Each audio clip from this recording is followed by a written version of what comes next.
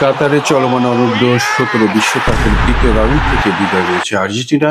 পরের রাউন্ডে উন্নীত হয়েছে ব্রাজিল। শুক্রবার রাতে অনুষ্ঠিত পৃথক ম্যাচে টাইব্রেকারে মেক্সিকোর কাছে হেরে যায় আর্জেন্টিনার তরুণ ফুটবলাররা। অন্যদিকে প্যারাগুয়েকে হারিয়ে দেয় ব্রাজিল। কাতারে আর রাইয়ানে অনুষ্ঠিত নকআউট পর্বের ম্যাচে মেক্সিকোর মুখোমুখি হয় আর্জেন্টিনা।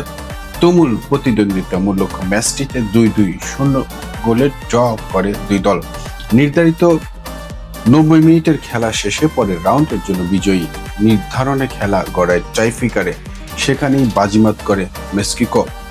টাইব্রেকারের লড়াইয়ে আর্জেন্টিনাকে 5-4 গোলে পরাজিত করে মেক্সিকো। টাইব্রেকারের শুরুতেই অর্থাৎ প্রথম শটটি মিস করেছিলেন আর্জেন্টিনার গাস্টন বইয়ার।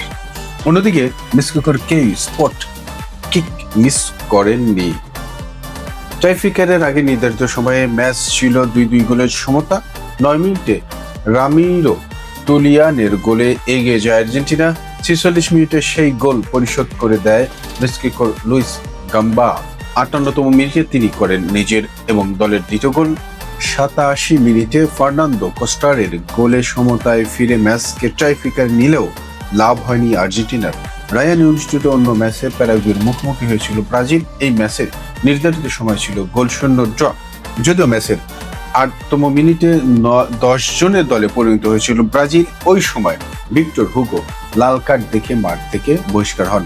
এরপর টাইব্রেকারে প্যারাগুয়েকে 5-0 গোলে হারিয়েছে ব্রাজিল।